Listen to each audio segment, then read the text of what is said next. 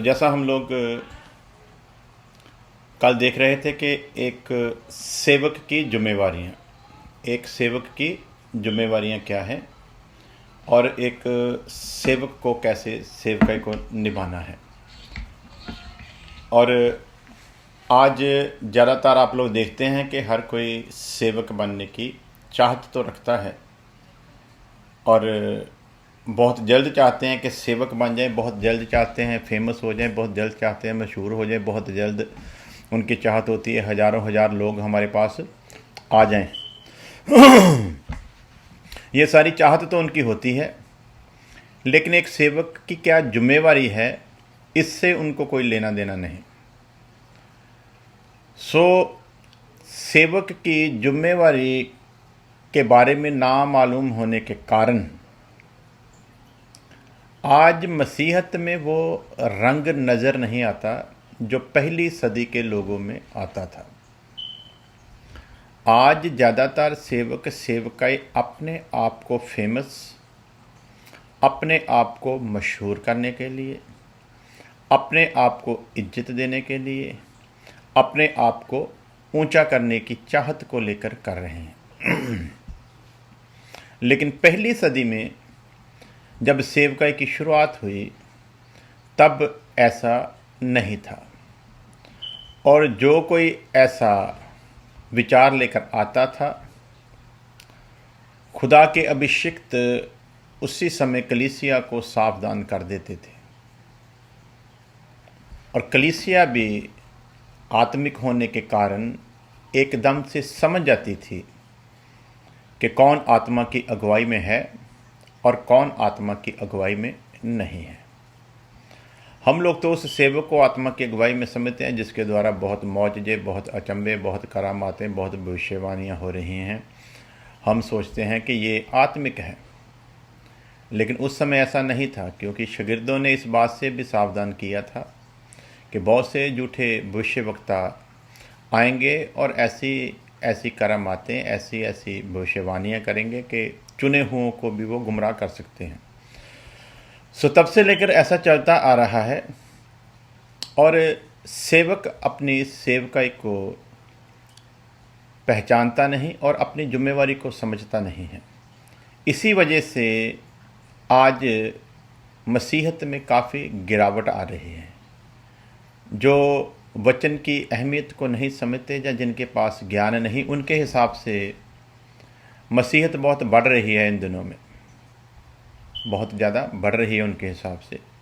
लेकिन जो वचन का ज्ञान रखते हैं उन्हें पता है मसीहत का कितना नुकसान हो रहा है। जैसा हम लोगों ने कल पढ़ा था 2 कुरिन्थियों 4 अध्याय उसकी 5 आयत से, क्योंकि हम अपने को नहीं परंतु मसीह यीशु को प्रचार करते हैं कि वह प्रभु है।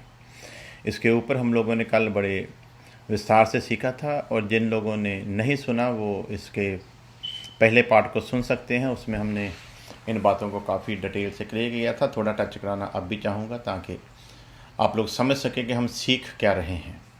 क्योंकि हम अपने आप को नहीं परंतु मसीह यीशु को प्रचार करते हैं कि वह प्रभु है। एक सेवक के अंदर हमेशा ये भावना रहनी चाहिए, हम अपने आप को नहीं, हम अपने आप का नहीं, हम यीशु मसीह का प्रचार करते हैं। जैसा आज आप लोग समझते हैं कि अगर आप किसी चर्च में जाओ तो वहाँ पर जाकर कहो कि मैंने गवाही देनी है, तो ज़्यादातर सेवक लोग गवाही देने का मौका नहीं देते, क्योंकि उनकी कोशिश ये होती है कि उनके चर्च में उन्हीं के द्वारा जो काम हुआ है उसी की गवाही दी जाए। इसका सीधा सीधा मतलब है कि सेवक को यीशु मसीह से कुछ लेना देना नहीं, यीशु मसीह की महिमा से कुछ लेना देना नहीं, बल्कि सेवक को इस बात से लेना देना है कि गवाही दी जाए तो उसमें सेवक का नाम जरूर आना चाहिए। ये गलती ही नहीं बल्कि बहुत बड़ा पाप है जो सेवक अनजाने में या जानबूझकर किए जा रहा है। कुछ जानबूझकर कर रहे हैं, कुछ अनजाने में किए जा रहे हैं क्योंकि ज्ञान नहीं है। प्यारे अजीजों, पौलुस ने इस बात को क्लियर कर दिया कि हम अपने आप को नहीं बल्कि यीशु मसीह को प्रचार करते हैं और लोगों को बताते हैं कि वह ही है प्रभु, हम कुछ भी नहीं। इसके बारे में हमने कल सीखा था। आगे कहता है कि हम यीशु के कारण तुम्हारे सेवक हैं। प्रभु यीशु ही है यीशु ही प्रभु है और उसी यीशु मसीह के कारण, उसी प्रभु के कारण हम तुम्हारे सेवक हैं। आप हमें कभी ना जानते यदि प्रभु यीशु मसीह हमें आपके बीच लेकर ना आता। सो ये सारा कुछ उसी का है, इज्जत महिमा जलाल उसी के नाम को मिलना चाहिए। सो शिकायत में लिखा है, इसलिए कि परमेश्वर ही है जिसने कहा कि अंधकार में से ज्योति चमके। तो इस पर कल हम लोगों ने बड़ी ही तसल्ली के साथ सीखा था, बहुत ही तसल्ली के साथ हम लोगों ने कल सीखा था कि परमेश्वर ही है जिसने कहा कि अंधकार में से ज्योति चमके, और वही हमारे हृदयों में चमका। सो अंधकार में ज्योति चमकने का जो भेद है वो कल हम लोगों ने बड़े विस्तार से सीखा था, और थोड़ा सा टच करा के आगे बढ़ूंगा कि अंधकार में ज्योति सिर्फ वही लेकर आ सकता है, किसी इंसान में हिम्मत नहीं। और मैंने इसके बारे में कल रेफरेंस दिया था कि यदि हम किसी के अंधकार में जीवन में ज्योति ला सकते होते तो फिर हमारे सभी रिश्तेदार मसीह में होते। यदि हम ऐसा कर सकते होते तो हमारे सारे मित्र मसीह में होते। यदि हम ऐसा कर सकते होते तो हमारा सारा नगर मसीह में होता। यदि हम ऐसा कर सकते होते तो हमारा पूरा अपना परिवार वो भी मसीह में होता। लेकिन आज आप हज़ारों लाखों सेवकों को देखेंगे और देखेंगे कि उनको कितने कितने साल सेवा करते हुए हो गए हैं, लेकिन उनकी पत्नी अभी तक मसीह में नहीं है, उनका बाप अभी तक मसीह में नहीं है, किसी की माँ अभी तक मसीह में नहीं है, किसी का भाई अभी तक मसीह में नहीं, किसी की बहन अभी तक मसीह में नहीं, किसी का आस पड़ोस मसीह में नहीं, किसी के रिश्तेदार मसीह में नहीं। सो इसका सीधा सीधा क्या मतलब निकलता है, लिखा है कि इसलिए कि परमेश्वर ही है जिसने कहा कि अंधकार में ज्योति चमके। सो ये सारे का सारा काम परमेश्वर करता है। यदि इसमें हमारी को खूबी को लियाकत होती तो फिर हम तो सबको ही मसीह में ले आते, लेकिन अभी तक कोई ऐसा सेवक पैदा नहीं हुआ जो किसी को अपनी अकल समझ दनाई से मसीह में लेकर आ सके। हाँ, हम मसीह यीशु के वचन के अनुसार चलते हुए अपने जीवन को ऐसा बना सकते हैं कि लोगों को हमारा जीवन वचन के अनुसार नज़र आए। तो वहाँ भी अहमियत वचन की ही है, हमारी नहीं। जिस वचन ने हमारे जीवन को बदला है, उस वचन से बदले हुए हमारे जीवन को देखकर लोग उस वचन पर ईमान लाते हैं। तो वहाँ पर भी महिमा इज्जत किसकी है? वचन की ही है, किसी भी इंसान की नहीं। सो सेवक को अपनी इस जिम्मेवारी को समझना बड़ा ज़रूरी है। वही हमारे हृदयों में चमका कि परमेश्वर की महिमा की पहचान की ज्योति यीशु मसीह के चेहरे से प्रकाशमान हो। सो उसकी महिमा की जो ज्योति यीशु मसीह के चेहरे से प्रकाशमान होनी है, उस महिमा की ज्योति को हम अपने चेहरे में से प्रकाशमान करके दिखाने का यत्न ना करें। लेकिन आज आप लोग देखते हैं कि ऐसा बहुत कुछ हो रहा है। आइए एक और रेफरेंस देखते हैं। मत्ती की अंजील, मैथ्यू चैप्टर 23 वर्स 8 to 11। मत्ती की अंजील उसका 23 बाब, उसकी 8 से लेकर 11 आयत तक मैं पढ़ूंगा, उसके बाद हम लोग आगे बढ़ेंगे। परंतु तुम रब्बी ना कहलाना, परंतु तुम रब्बी ना कहलाना।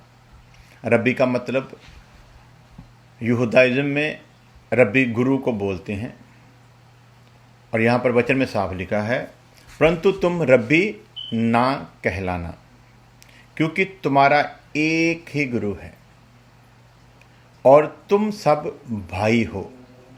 सो एक बात हर सेवक समझ ले कि हम अपने आप को गुरु नहीं कहला सकते।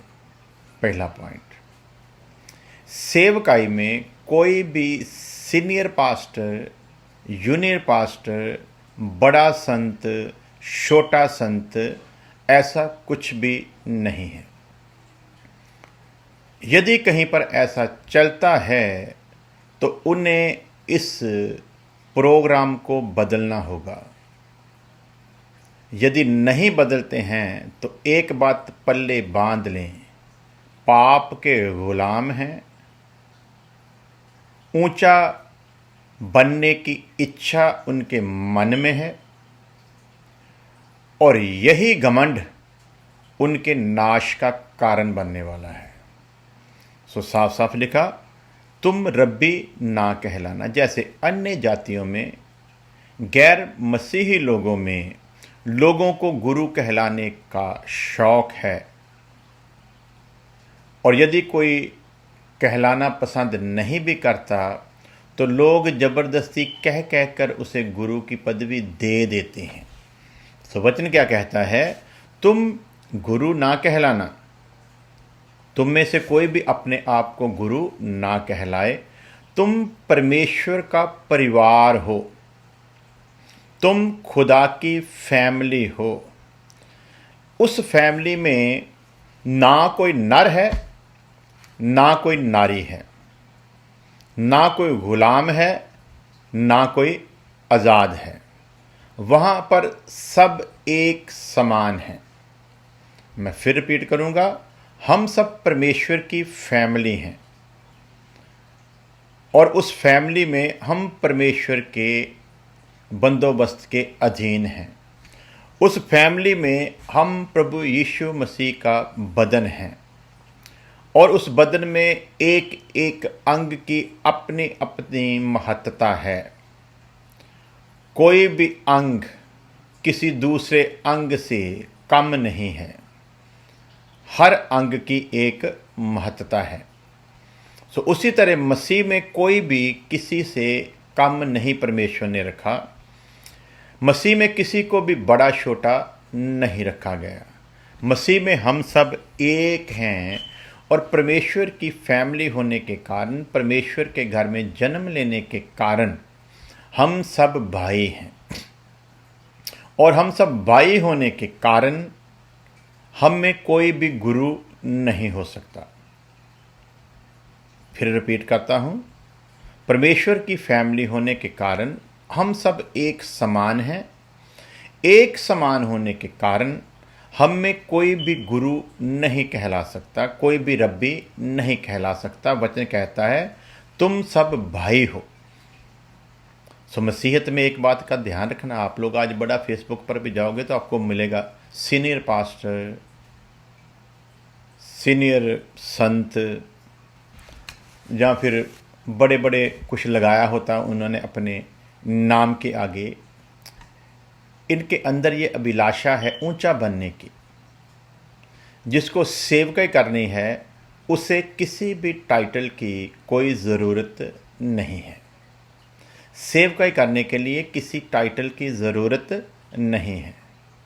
मुझको मसीह में आए हुए 28-29 साल हो गए हैं। मेरे मुंह से कभी आपने ये नहीं सुना होगा कि मैं पास्टर इकबाल गिल। आपने मेरे मुंह से कभी ये शब्द नहीं सुना होगा। मुझे कहने की ज़रूरत नहीं है कि मैं पास्टर हूँ। मुझे कहने की ज़रूरत नहीं है। मेरी सेवकाई बताएगी कि मैं क्या हूँ, और वो सेवकाई मुझे परमेश्वर की ओर से मिली है, जिसे मैंने वफादारी के साथ करना है। सो वचन के अनुसार तुम में कोई भी रब्बी अर्थात गुरु ना कहलाए, क्योंकि तुम सब भाई हो। सो जो मसीह में आत्मा की अगुवाई में चलता है वो ये ध्यान रखे कि हम क्या हैं, हम सब आपस में भाई हैं। इसलिए प्रभु यीशु मसीह जब जी उठा, तो प्रभु यीशु मसीह ने जी उठने के बाद यही संदेश दिया था कि जाओ मेरे भाइयों को बताओ कि मैं जैसा कहा था वैसे ही मैं जी उठा हूँ। मेरे भाइयों को बताओ। प्रभु यीशु मसीह ने वहाँ पर भी हमारे लिए शब्द इस्तेमाल किया, मेरे भाइयों को बताओ। अब अगले हुक्म पर कोई कहेगा कि नहीं, वहाँ पर तो मत्ती में तो ये भी लिखा है कि जाओ कौमों को शागिर्द बनाओ। जी बिल्कुल लिखा है। कौमों को शागिर्द किसका बनाना है? हमने अपना शागिर्द नहीं, वो भी मसीह यीशु का ही शागिर्द बनाना है। वहाँ पर यदि शागिर्द का शब्द आया है तो उसका भी एक भेद है, डिसाइपल का भी एक भेद है, क्योंकि जिसको उसने बुलाया है उसको बहुत बहुत नामों से पुकारा है। बहुत बहुत पदवियाँ दी हैं। उसी पदवी से एक पदवी शागिर्द की यानी कि डिसाइपल की है, जिसे डिसिप्लिन में रहना है। और डिसिप्लिन ये बताता है कि हम फैमिली हैं परमेश्वर की और हम सब भाई हैं। हम में कोई भी छोटा बड़ा, कोई भी सीनियर और जूनियर नहीं है। आज ये भी बहुत बीमारी लग चुकी है। आपने अक्सर कहते सुना होगा, ओ जी उस वहाँ हमने मीटिंग रखी है, वहाँ पर हमारे सीनियर पास्टर आ रहे हैं। सो कोई सीनियर नहीं है, कोई जूनियर नहीं, हम सब क्या हैं, भाई हैं। सो इसलिए क्या सेवक को चाहिए, सबसे पहले उसे ये ध्यान रखना है कि उसने गुरु रब्बी नहीं कहलवाना। दूसरी कंडीशन, और पृथ्वी पर किसी को अपना पिता ना कहना। यहाँ पर भी कुछ विवादी लोग कहते हैं, तो फिर जहाँ पर तो लिखा है किसी को भी अपना पिता ना कहना, तो हम तो फिर अपने जो बाप जिस्मानी है फिर उसको भी पिता ना कहें। सो मूर्ख जब भी बोलेगा मूर्खता ही उगलेगा। सो ये ध्यान रखना है। प्रभु यीशु मसीह ये शब्द किनके लिए कह रहा है? जिन्होंने आत्मा में चलना है, आत्मा की अगुवाई में चलना है, नए जीवन की सी चाल चलनी है, उनके लिए ये हुक्म है। क्या हुक्म है? पृथ्वी पर किसी को अपना पिता ना कहना। जैसा प्रभु ने शागिर्दों को प्रार्थना करने का ढंग बताया था, वहाँ पर भी प्रभु ने यही कहा था, ऐ हमारे बाप, जब भी तुम प्रार्थना करो कैसे करो? क्योंकि तुम फैमिली ऑफ गॉड हो, खुदा का परिवार हो, इसलिए प्रार्थना करते वक्त दूसरे लोगों की तरह तुमने परमेश्वर करके नहीं बल्कि अपना बाप समझकर उसके साथ बात करनी है। सो एक ही बाप है हमारा, आत्मिक जगत का एक ही बाप है। शारीरिक जगत में अरबों खरबों बाप हो सकते हैं एक दूसरे के। हर एक के पास एक बाप है, जो भी जन्मा है ना उसके पास बाप है। जिस्मानी तौर पर अरबों बाप हो सकते हैं, लेकिन आत्मिक जगत में अरबों बाप नहीं, आत्मिक जगत में सिर्फ एक ही बाप है। आत्मिक जगत में सिर्फ एक ही आत्मिक पिता है। यदि वचन में कहीं किसी ने किसी इंसान को पिता करके कहा, तो उसके पीछे का भी मकसद हमें समझना होगा, क्योंकि जिस वचन में ये लिखा है उसी वचन को लिखने वाला जब ये कह रहा है कि तुम किसी को पिता ना कहना, तो इसका मतलब जहाँ जहाँ फिर पिता शब्द आया है उसका भेद वो नहीं है जो हम समझते हैं। उसका भेद फिर वो भेद नहीं जो हम समझते हैं, क्योंकि जिसने ये वचन लिखकर दिया है वो अपनी बात को काट नहीं सकता। और जब वो अपनी बात को काट नहीं सकता तो इसका सीधा सीधा मतलब है कि फिर हम अपनी ही बुद्धि से किसी जगह पर आए हुए पिता शब्द को गलत रीति से इस्तेमाल कर रहे हैं। ज़्यादातर लोग अलीशा और एलिजा की उदाहरण मिसाल दे देते हैं, पौलुस की और तिमोथियस की मिसाल दे देते हैं। तो वहाँ पर ध्यान रखें कि शब्द क्या आया है। अलीशा एलिजा से उम्र में बहुत छोटा था। एलिजा का शागिर्द अलीशा एलिजा से उम्र में बहुत छोटा था। नंबर एक, यहाँ वो उसे अपना उस्ताद करके उसके अधीन रहता था। वहीं पर वो क्योंकि अपना परिवार सब कुछ छोड़कर आया था, इसलिए वो एलिजा को बाप की तरह इज्जत देता था। तीसरी बात, अलीशा का जो सिस्टम था वो हमारी तरह नहीं था। चौथी बात, अलीशा ने नया जन्म नहीं पाया था। अलीशा को वचन के बीज और आत्मा से जन्म लेने का मौका नहीं मिला था। इसलिए अलीशा का उस समय का जीवन जो था वो जीवन नहीं था जिसके बारे में प्रभु यीशु मसीह कहते हैं कि वो समय आता है, बल्कि अभी से है कि उसके सच्चे आराधक आत्मा और सच्चाई से इबादत करेंगे। सो उस लिहाज से जब अली शाह कहता है तो उम्र के फ़र्क के लिहाज से एक जगह पर वो कहता है, जब उससे खुदावंद खुदा उसका उस्ताद ले लेता है तो वहाँ पर वो कहता है, हे मेरे पिता, हे इस्राएल के रथ। तो वहाँ पर वो उसको आत्मिक पिता नहीं कहता, परमेश्वर की जगह परमेश्वर का स्थान नहीं देता। तभी जब वो एलीजा की चादर उठाकर वापस पानी के पास आता है और पानी पर चादर मारकर कहता है पानी से कि बता एलीजा का खुदा कहाँ है। सो सीधी सीधी बात समझ में आ जानी चाहिए कि वहाँ पर जो एलीजा के लिए पिता शब्द आया है उसका अर्थ ही कुछ और है। वो आत्मिक तौर पर एलीजा को अपना बाप नहीं मानता, बल्कि वहाँ पर उसका भेद ही कुछ अलग से है। अगली बात, संत पालूस तिमोथियस से बहुत बड़ी उम्र का था, बच्चों की तरह उसे रखता था। संत पालूस ने तिमोथियस को बेटा करके बयान किया है, परंतु तिमोथियस ने कहीं भी संत पालूस को पिता कहकर नहीं पुकारा। मैं फिर रिपीट करता हूं, एक बात ध्यान दें।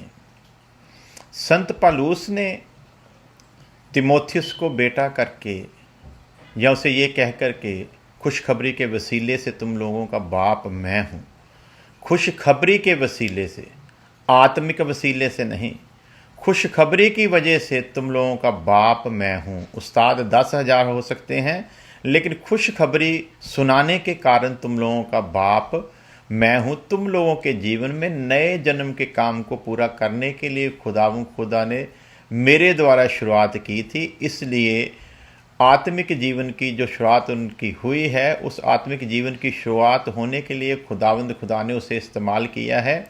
और वो एक मिसाल की तौर पर उन्हें समझाने की कोशिश करता है कि उस्ताद 10,000 हो सकते हैं, लेकिन ये बात याद रखना, मसीहत की शुरुआत तुम लोगों के जीवन में खुदा ने मेरे द्वारा ही करवाई थी। तो वो वहाँ पर अपने आप को एक बाप के रुतबे के अनुसार पेश करता है, लेकिन उनमें से किसी ने भी पूरी बाइबल में संत पालूस को बाप कहकर नहीं पुकारा, क्योंकि वो लोग जानते हैं इस बात की गहराई को, वो लोग इस बात की गहराई को बखूबी जानते हैं। इसलिए उन्होंने कभी भी संत पालूस को बाप कहकर नहीं पुकारा। सो फिर रिपीट करते हैं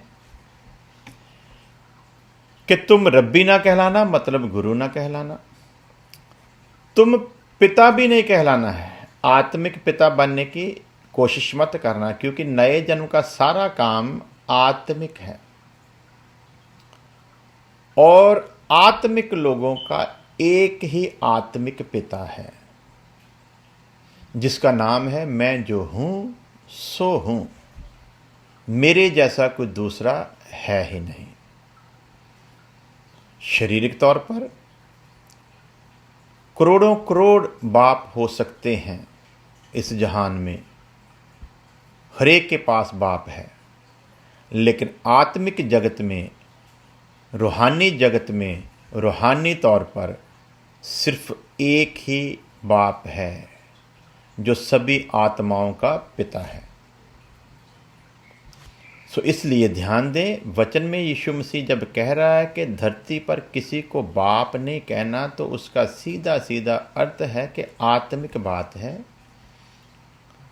तो आज आप लोग अक्सर लोगों को कहते देखते होंगे, वो कह देते हैं हमारा आत्मिक पिता। जैसे ही हम ये शब्द इस्तेमाल करेंगे हमारा आत्मिक पिता, तो ध्यान रखना, जिस इंसान के लिए हम ये शब्द इस्तेमाल कर रहे हैं, उस इंसान को हम परमेश्वर कहने की कोशिश कर रहे हैं, क्योंकि आत्माओं का पिता, आत्मिक पिता सिर्फ और सिर्फ परमेश्वर ही है। तो फिर अगला सवाल आ जाएगा, यदि जिसको आप अपना आत्मिक पिता कहकर पुकार रहे हैं, तो फिर 5 चीज़ें आपके उस आत्मिक पिता में होनी चाहिए, क्योंकि आपने आत्मिक पिता की पदवी देकर उसे परमेश्वर तो बना ही डाला है। आपने आत्मिक पिता कहकर आत्मिक पदवी देकर उसे पिता तो बना ही डाला, परमेश्वर तो बना ही लिया है। तो जब आपने ये बात अनाउंस कर ही दी है कि वो हमारा आत्मिक पिता है, यानी कि आप एक इंसान को परमेश्वर बना चुके हैं, एक घोर पाप तो आप कर ही चुके हैं। किसी इंसान को आत्मिक पिता कहने का मतलब है कि अभी आपके बंधन टूटे नहीं हैं। किसी इंसान को आत्मिक पिता कहने का मतलब है कि अभी भी अंधकार में ज्योति चमकी नहीं है। किसी को अपना आत्मिक पिता कहने का मतलब है कि आप अभी पाप की गुलामी से छूटे ही नहीं हैं। सो जब हमने किसी इंसान को आत्मिक पिता कहकर बुला लिया, तो उसका सीधा सीधा अर्थ निकलता है कि हमने किसी इंसान को परमेश्वर बना दिया।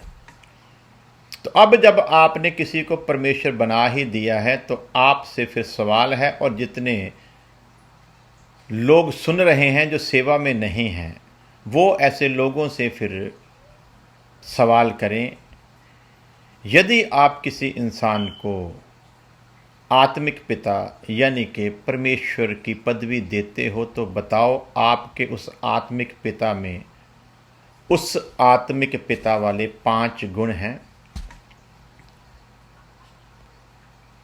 यदि तो उसमें वो आत्मिक पिता वाले 5 गुण हैं, तो फिर वो परमेश्वर ही है, क्योंकि ये 5 खूबियां सिवाय परमेश्वर के दूसरे किसी भी इंसान में पाई ही नहीं जा सकती। सो पहली बात, जिसको आप अपना आत्मिक पिता कहते हो, क्या आपका आत्मिक पिता सर्वशक्तिमान है? मैं फिर रिपीट करता हूं, जिसको आप अज्ञानता के कारण आत्मिक पिता कहते हो, और वो भी जिसको कहते हो प्रशंसा का इतना भूखा है कि वो उनको डांटने की बजाय उनको बाइबल में से अलीशा या एलिजा के रेफरेंस देकर, या संत पौलुस और तिमोथियस के रेफरेंस देकर उनको गुमराह कर रहा है लोगों से बहस करने के लिए। तो जिसको आत्मिक पिता कहते हो, वो भी आत्मिक पिता बन ही गया है, उसको भी ये उसके अंदर अभिलाषा है परमेश्वर बनने की। यदि कोई सेवक कलीसिया में से यदि किसी सेवक को कोई पिताजी कहकर बुलाता है, पापा कहकर बुलाता है, और सेवक उसे डांटता नहीं, तो सीधी सीधी बात है, सेवक परमेश्वर बनने जा रहा है, या सेवक परमेश्वर बन गया है। उसमें परमेश्वर बनने की, कहलाने की चाहत है। तो कृपया फिर जिसमें परमेश्वर बनने की चाहत है, या जो परमेश्वर बनाने की किसी इंसान को कोशिश कर रहे हैं आत्मिक पिता, सो उनसे सवाल है, जो सेवक पिता कहलाना चाहता है उससे भी, और जो सेवक को पिता कहना चाहते हैं उनसे भी, जिसको आप आत्मिक पिता कहते हो, जिसको आपने आत्मिक पिता का दर्जा दिया है, क्या आपके उस आत्मिक पिता में ये 5 गुण हैं? पहला गुण, क्या आपका आत्मिक पिता सर्वशक्तिमान है? यदि तो आपका आत्मिक पिता, जिसको आप पापा कहकर पुकारते हो, यदि तो वो सर्वशक्तिमान है, तो फिर वो परमेश्वर कहलाने के योग्य है। नंबर 2, क्या आपका आत्मिक पिता सर्वव्यापी है? सर्वव्यापी मतलब हर जगह पर मौजूद रहने वाला। जिसको आपने आत्मिक पिता कहकर, पापा कहकर परमेश्वर का दर्जा दे ही दिया है, तो कृपया बताएं, क्या आपका आत्मिक पिता, आपका पापा सर्वशक्तिमान है? नंबर 2, क्या आपका आत्मिक पिता, आपका पापा सर्वव्यापी यानी कि हर जगह मौजूद रहने वाला है?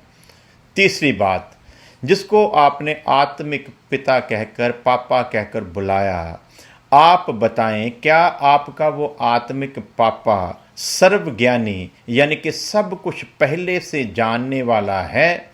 नंबर 4, क्या आपका आत्मिक पापा, जिसको आपने आत्मिक पिता की पदवी दी है, क्या वो धर्मी है? क्या उसमें धार्मिकता वास करती है? नंबर 5, जिसको आपने पापा कहकर आत्मिक पिता की पदवी दी है, क्या वो न्यायी है? यदि ये 5 खूबियां, जिसको आपने आत्मिक पिता का दर्जा देकर पापा कहना शुरू किया, यदि तो ये 5 खूबियां उसमें हैं, तो भाई हम भी आपके पापा को नमस्कार करते हैं, क्योंकि ये 5 खूबियां परमेश्वर के सिवा किसी भी इंसान में हो ही नहीं सकती। और यदि ऐसा होता है तो फिर परमेश्वर ही झूठा है। क्यों? क्योंकि वचन में लिखा है, यहोवा नाम का अर्थ ही है मैं जो हूं सो हूं, मेरे समान कोई दूसरा है ही नहीं। मैं जो हूं सो हूं, मेरे समान कोई दूसरा है ही नहीं। और यदि हम किसी को कहते हैं कि आत्मिक पिता यानी कि पापा, तो फिर सीधा सीधा मतलब है कि परमेश्वर, सर्वशक्तिमान परमेश्वर झूठा है। उसने तो कहा मैं हूं, और हम ये सिद्ध करने की कोशिश में हैं कि नहीं, तू अकेला नहीं, बहुत और भी आत्मिक पापा हैं। सो प्यारे अजीजों, फिर वर्ष पर ही आते हैं, ताकि वचन सुनते समय हमको हमेशा ये पता होना चाहिए, किसी इंसान को नहीं बल्कि खुदा के वचन को सुनते हैं। वचन को, बाइबल की वर्ष को पढ़ने का अर्थ ही ये होता है कि आप समझें जो आप सुनने जा रहे हैं किसी इंसान को नहीं बल्कि खुदा के वचन को सुनने जा रहे हैं। सो क्या सीखा है हमने? नंबर 1, रब्बी ना कहलाना, अर्थात गुरु ना कहलाना। इस संसार में कोई भी इंसान अपने आप को रब्बी नहीं कहला सकता। परमेश्वर के लाखों लाख गुणों में एक गुण उसका ये है कि वो रब्बी यानी कि गुरु भी है। मैं फिर रिपीट करना चाहूँगा, आप लोग जाने, हमने परमेश्वर की 5 खूबियाँ देखी जो किसी भी दूसरे में नहीं हो सकती। शैतान कितना भी शक्तिशाली क्यों ना हो, शैतान में ये 5 खूबियाँ नहीं हैं। इंसान कितना भी पवित्र क्यों ना हो जाए, लेकिन उसमें ये 5 खूबियाँ कभी भी नहीं हो सकती। आदम के लिए परमेश्वर ने शब्द इस्तेमाल किया, आओ हम उसे अपने स्वरूप, अपनी समानता में बनाएं, लाइकनेस और इमेज पर बनाएं। बेशक वो स्वरूप और समानता में सृजा गया, बेशक स्वरूप और समानता, इमेज और लाइकनेस में उसकी क्रिएशन की गई, बावजूद इसके फिर भी वो परमेश्वर की तरह ये 5 खूबियाँ नहीं रखता था। आदम हर जगह मौजूद रहने वाला नहीं था। वो बागे अदन में था तो बागे अदन में ही था, बागे अदन से निकाला गया तो बागे अदन से बाहर का ही है। वो न्यायी नहीं हो सकता, वो धर्मी नहीं हो सकता, वो सर्वशक्तिमान नहीं हो सकता, वो सर्वव्यापी नहीं हो सकता, वो सर्वज्ञानी नहीं हो सकता। सो अगली बात हम लोग पढ़ जाते हैं कि रब्बी, गुरु, ये शब्द भी कोई इंसान अपने लिए इस्तेमाल नहीं कर सकता। कोई इंसान अपने लिए ये शब्द इस्तेमाल नहीं कर सकता। इसलिए पूरी बाइबल में किसी भी नबी, किसी भी याजक और किसी भी प्रेरित ने अपने आप को अपने मुख से ये शब्द नहीं कहा। क्यों? इसलिए कि ओल्ड टेस्टमेंट में लोगों को जब उनकी आत्मिक आंखें अभी खुली नहीं थी, उनमें से बहुत तेरे लोग याजकों को रब्बी कह देते थे, लेकिन जो समझदार याजक थे उसी वक्त उसका विरोध करते थे कि ये शब्द ठीक नहीं है।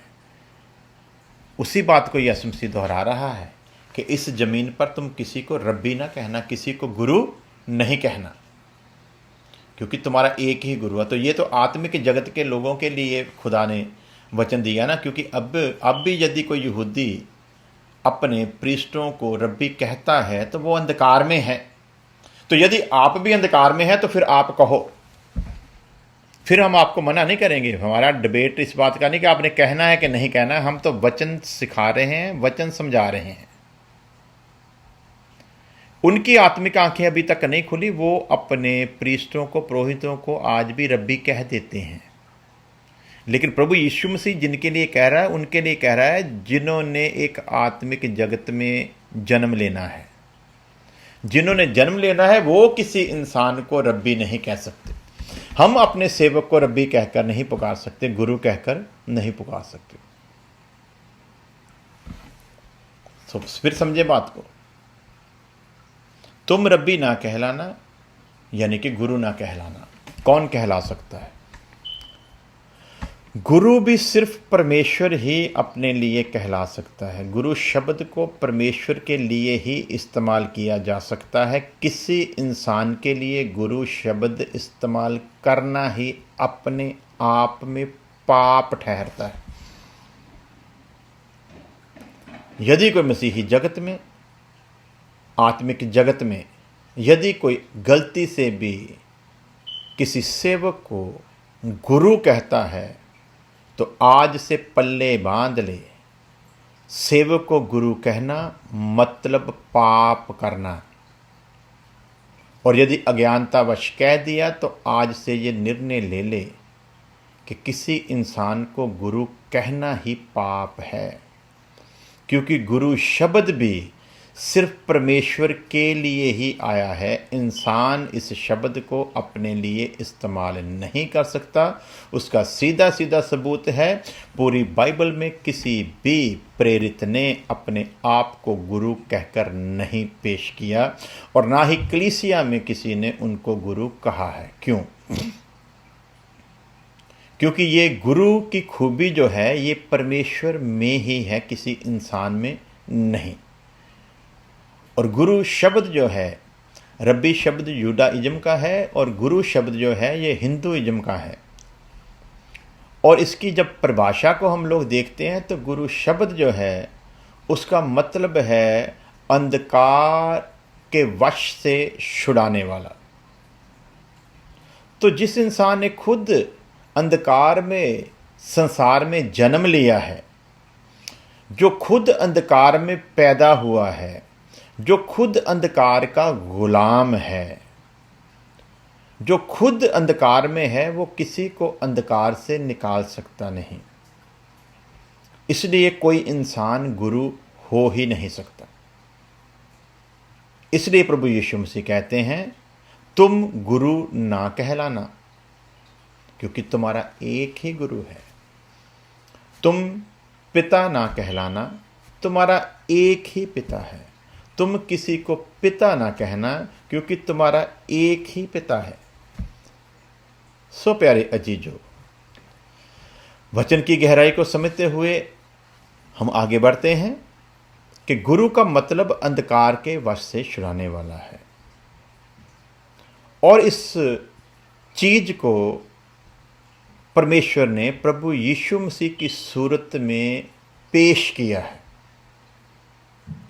इस संसार में एक शख्स, एक शख्सियत ऐसी आई जिसने छाती ठोक कर कहा कि तुम मुझे गुरु कहते हो, ठीक कहते हो, क्यों जो मैं हूं। तुम मुझे प्रभु कहते हो, ठीक कहते हो, क्यों जो मैं हूं। अब यीशु मसीह के लिए शब्द आया कि वो गुरु भी है और प्रभु भी है। और उसकी ये बात खोखली नहीं थी संसार के गुरुओं की तरह।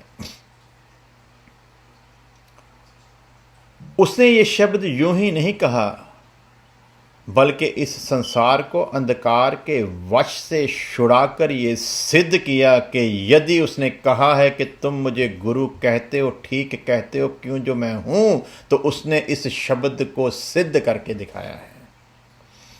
उसने इस संसार को अंधकार के वश से छुड़ाकर दिखाया है। उसने इस संसार को पाप की गुलामी से निकाल कर दिखाया है।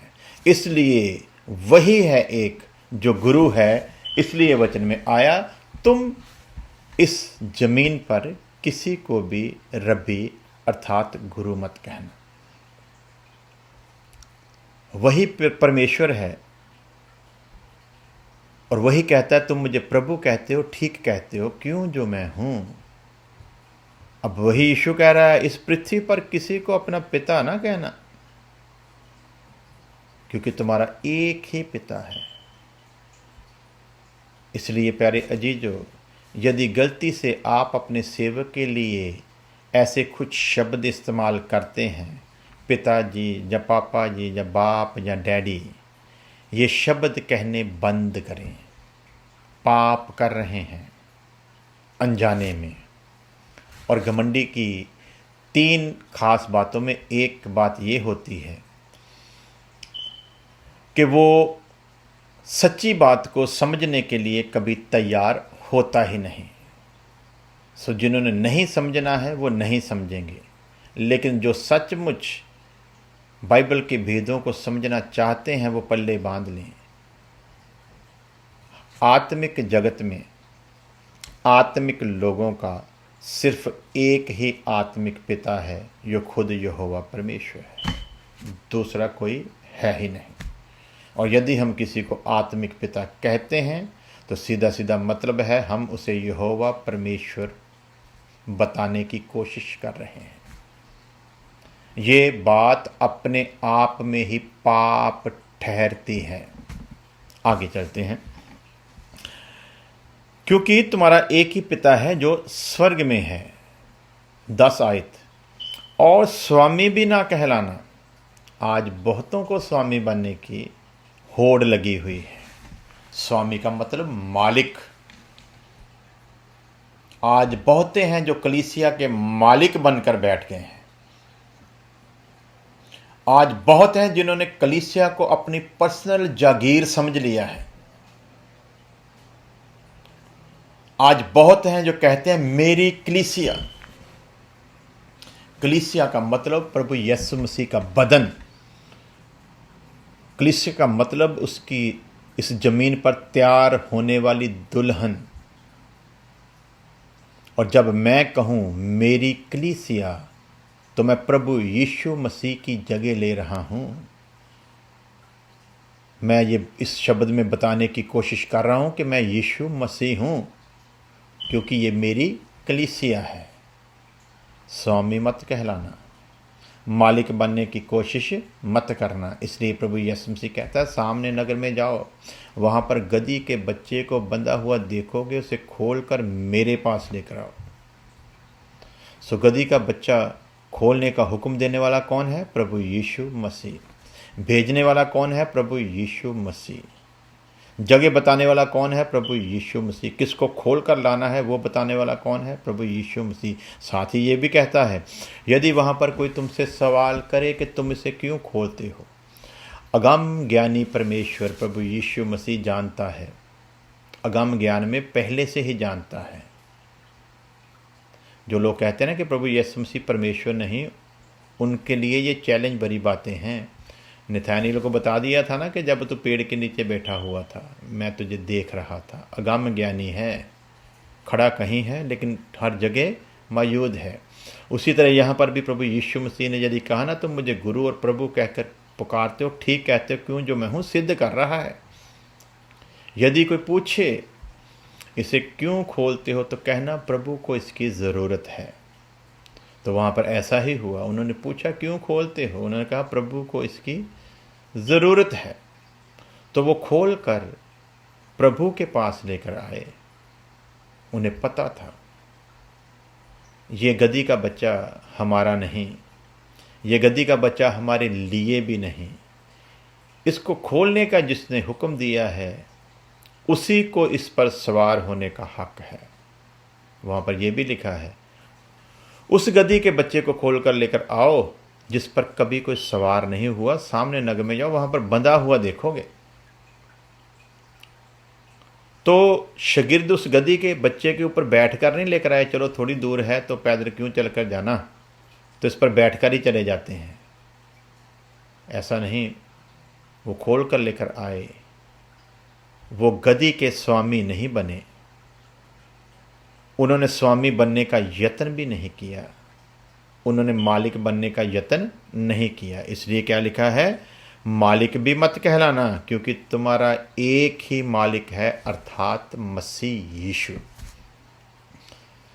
उसी तरह इस कलीसिया का एक ही मालिक है, मसीह यीशु। यदि कोई इसका मालिक बनने का यत्न करता है तो समझो कि वो यीशु मसीह बनने का यत्न करता है। और यदि कोई यीशु मसीह बनने का यत्न करता है, सीधी बात है कि वो यीशु मसीह की महिमा खुद लेने का यत्न करता है। और यदि कोई यीशु मसीह की महिमा लेने का यत्न करता है तो उसके लिए वचन में आया है, वो अपनी महिमा कभी किसी को देता नहीं, बल्कि समय पर अपनी महिमा को जाहिर करता है। तो जब वो समय पर अपनी महिमा को जाहिर करता है तो फिर मेरी क्या औकात कि मैं स्वामी कहलाऊं, फिर मेरी क्या औकात कि मैं गुरु कहलाऊं। मुझको हर समय यही याद रखना है, मेरा एक स्वामी है, मेरा एक प्रभु है, मेरा एक स्वामी, मेरा एक मालिक है, अर्थात यीशु मसीह। और जब मेरे मन में ये ध्यान होगा कि मैं एक मालिक के अधीन हूं, तो फिर मैं कभी भी मालिक का स्थान लेने की कोशिश नहीं करूंगा, कभी मालिक बनने की कोशिश नहीं करूंगा। और उस मालिक ने जो जिम्मेवारी मुझको दी है, अपने मालिक की रहनुमाई में रहते हुए मैं उस जिम्मेवारी को डरते और कांपते पूरा करने का यत्न करूंगा। आज बहुत लोग हैं वो तो शौक से ही सेवक बने हुए हैं, शौक ही है। कैसा शौक? कईयों को प्रचार करने का शौक कि मैं बहुत ज़बरदस्त गहरे मुकाश पे प्रकाशन लेकर आऊँगा, लोग तालियां बजाएंगे। कईयों को यही शौक है बेचारों को, उनकी ये चाहत होती है कि मैं ज़ोर ज़ोर से बोलूं, लोग तालियां बजाएं और फिर मैं लोगों को जाकर बताऊं आज तो मैं आग लगा कर आया हूँ। कईयों को भविष्यवाणियों का शौक है, आत्मा की ओर से प्रेरणा मिली हो ना मिली हो, उन्होंने स्टेज पर खड़े होकर भविष्यवाणी कर ही देनी है। बीमारी लगी हुई है, ऐसे ही कर देनी है। आज मुझको प्रभु दिखा रहा है, सामने किसी की पसली में दर्द है, सामने किसी की के गुर्दे में 10,000 बंदा है, उसमें कितने लोगों हैं जिनको पथरी की प्रॉब्लम होती ही है। तो कईयों को ये बीमारी है, तो आगे से लोग हाथ भी खड़ा कर दें, हाँ जी मेरे को पथरी है जी, भविष्यवाणी अपने आप ही पूरी हो गई। किसी को सर्वाइकल की प्रॉब्लम, आजकल किसको सर्वाइकल की प्रॉब्लम नहीं होती। इंटरनेट का युग है, लोग 24 घंटे फ़ोन के साथ रहते हैं, लैपटॉप के साथ रहते हैं, आईपैड के साथ रहते हैं, गर्दन झुकी रहती है, सर्वाइकल की प्रॉब्लम तो होनी ही है। तो भैया ये कौन सी तो भविष्यवाणी स्टेज पर खड़े होकर कर रहा है कि मुझको प्रभु का आत्मा बता रहा है यहाँ पर कोई है जिसको सर्वाइकल की प्रॉब्लम। ये कौन सी बातों पर लगे हुए भाई? तू सेवक है, तुझको सेवकाई की जिम्मेदारी दी है, खुदा की हजूरी में खड़ा होकर क्यों झूठ पर झूठ बोले जा रहा है? इनको शौक है, ये बुलाए नहीं गए, ये अपनी ही मर्जी से अपने शौक को पूरा करने के लिए ये सब कुछ किए जा रहे हैं। लेकिन वचन क्या बताता है? रब्बी ना कहलाना, यानी कि गुरु ना कहलाना, पिता ना कहलाना, क्योंकि एक ही आत्मिक पिता है। तीसरी बात, मालिक मत कहलाना। और आज तो हर कोई मालिक बनकर बैठ गया है, और धौंस भी इतनी होती है कि आप मुझे छोड़कर किसी दूसरी चर्च में नहीं जा सकते। यदि मुझे पता चला आप कहीं दूसरी चर्च में गए हो, चर्च से निकाल दूंगा आपको। मालिक, वचन में क्या लिखा? तू मालिक ना कहलाना, मालिक बनने का यत्न ना करना। एक ही मालिक है। उस मालिक के खौफ में अपने आप को कलीसिया के सामने पेश कर। कलीसिया तुझ में देखे कि तू उस मालिक के खौफ में जिंदगी बिता रहा है, तो वो कलीसिया ऑटोमेटिकली तेरे अधीन अपने आप को कर देगी। क्यों? क्योंकि उस कलीसिया को ये नज़र आ रहा है, खुदावंद खुदा ने जिस अगुए के हाथ में हमें दिया है, वो अगुआ अपने बुलाने वाले के अधीन उसके खौफ में रहता है। और जब कलीसिया एक सेवक को खुदा के अधीन देखती है, तो उस सेवक को ये कहने की ज़रूरत कभी नहीं पड़ती कि आप किसी दूसरी चर्च में नहीं जाना, आप किसी दूसरी कलीसिया में नहीं जाना। बल्कि वो कलीसिया जब अपने सेवक को उस खुदा के अधीन देखते हैं, तो वो खुद अपने आप को उसके अधीन कर देते हैं। वो कहीं इधर उधर जाते भी नहीं हैं। आदम जब तक परमेश्वर के अधीन था, हर खूंखार जानवर उसके अधीन था। उसने अपने अधीन जबरदस्ती उनको किया नहीं था। आदम ने जबरदस्ती उनको अपने अधीन किया नहीं था, बल्कि जो उसके अधीन थे वो इसलिए थे क्योंकि वो आदम को अपने सृष्टिकर्ता के अधीन देखते थे। उसी तरह आज यदि कोई सेवक अपने सृष्टिकर्ता के अधीन रहकर सेवकाई करता है, कलीसिया बखूबी देखती है कि ये अपने बुलाने वाले के कितना अधीन है, तो कलीसिया ऑटोमेटिकली उसके अधीन अपने आप को कर देती है। इसलिए वचन में क्या आया? गुरु मत कहलाना, पिता मत कहलाना, और मालिक भी मत कहलाना, क्योंकि एक ही मालिक है। और यदि कोई मालिक बनने की कोशिश करता है, तीनों बातें फिर रिपीट करके समाप्त करूंगा। यदि कोई रब्बी बनने की कोशिश करता है, यदि कोई रब्बी बनने की कोशिश करता है, तो सीधी सीधी बात है, वो प्रभु यीशु मसीह बनने की कोशिश करता है। रब्बी मतलब गुरु। यदि कोई, दूसरी बात क्या है? यदि कोई अपने आप को पिता कहलाने की कोशिश करता है, तो सीधी सीधी बात है कि वो परमेश्वर का स्थान लेने की कोशिश करता है। वो यहोवा बनने की कोशिश करता है। वो आत्मिक पिता यानी कि यहोवा बनने की कोशिश करता है। तीसरी बात, यदि कोई मालिक बनने की कोशिश करता है, तो सीधी सीधी बात है, वचन में लिखा एक ही मालिक है, अर्थात मसीह यीशु। तो इन तीनों बातों से आगे बढ़कर जो वचन हमें बताता है वो ये है 11 आयत में, जो तुम में बड़ा हो वह तुम्हारा सेवक बने। जो तुम में बड़ा हो, बड़ा जो है ना, उसकी पहचान क्या, बड़े होने की पहचान क्या है? जो तुम में बड़ा हो, बड़े की पहचान ये होती, बड़ा उम्र के लिहाज से नहीं होता, बड़ा सेवकाई में कितनी देर हो गई है इससे नहीं होता। आज बहुत है तो यही, मुझको तो ही 40 साल हो गए जी, आप अभी कल आकर मेरे से बात करते हो। 40 साल की या कल के आए हुए की कोई बात नहीं है। किसने कितना समय बिता दिया है उसकी कोई बात नहीं है। वचन में साफ करके यीशु मसीह ने एग्जाम्पल दी है।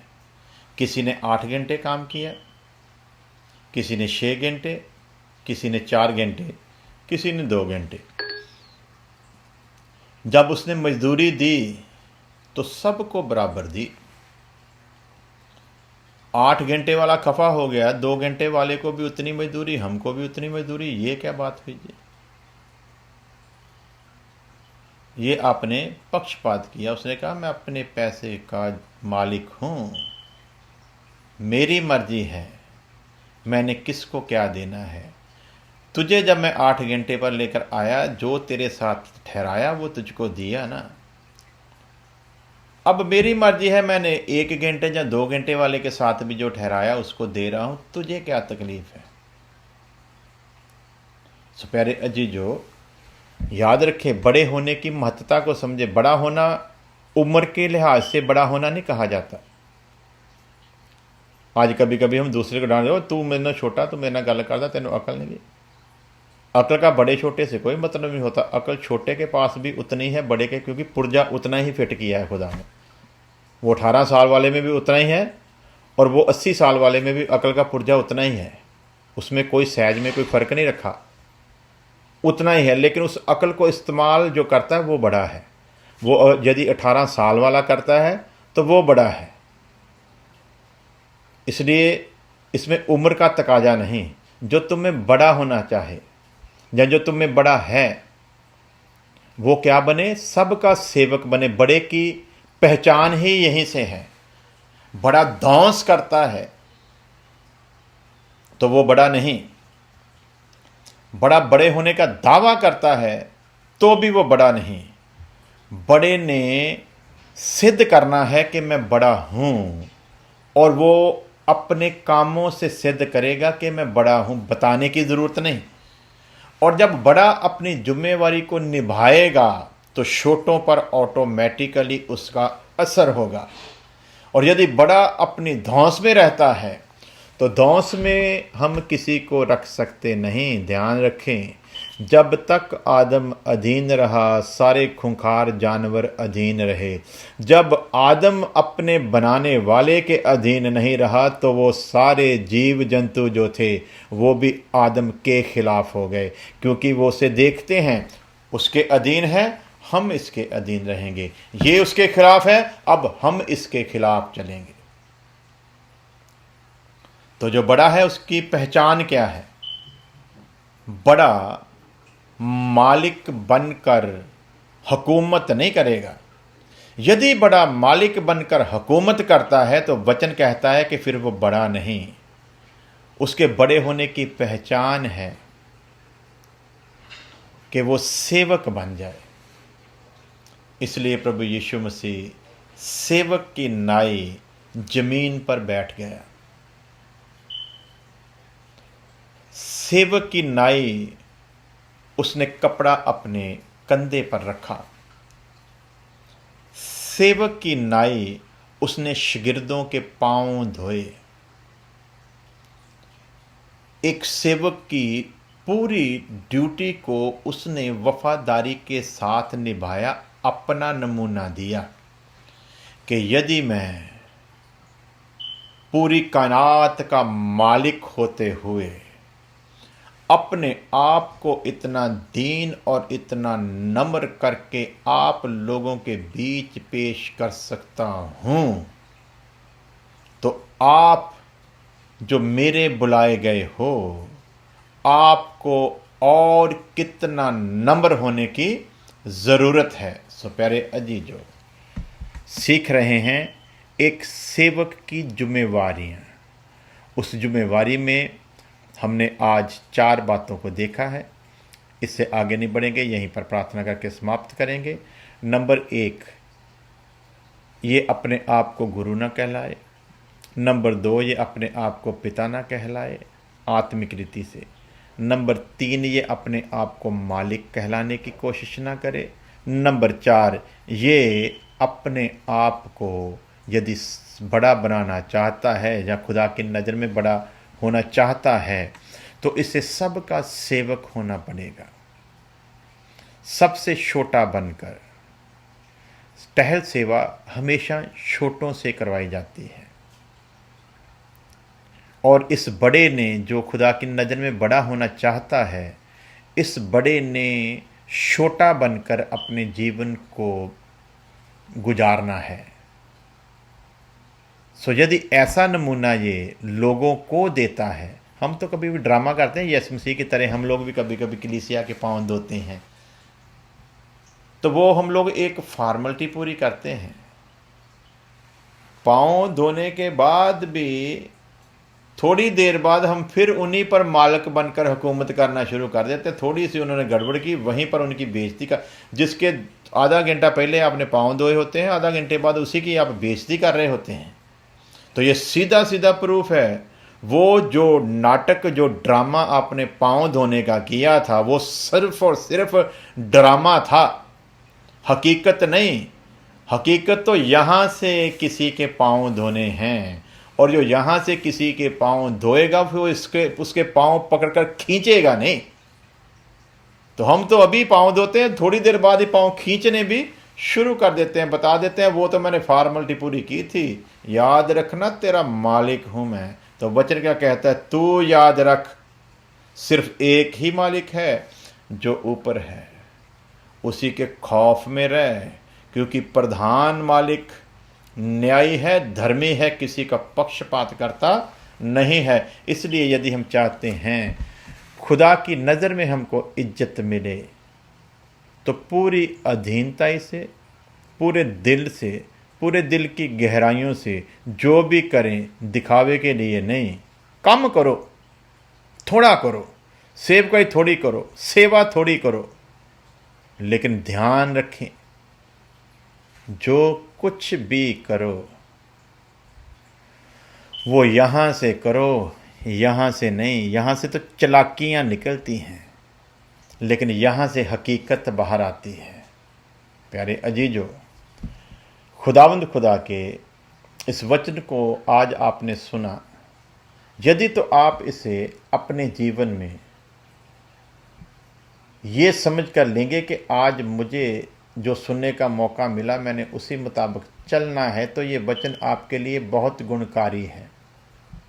परंतु यदि आपने सुनकर वाह वाह की, फेसबुक पर कमेंट कर दिए, तो फिर समझ लो ये कमेंट आपने मुझको दिखाने के लिए किए, इन कमेंटों का कोई फ़ायदा नहीं। तो मैं सुनने वालों से ये भी गुजारिश करूँगा, कृपया आप कमेंट ना किया करें।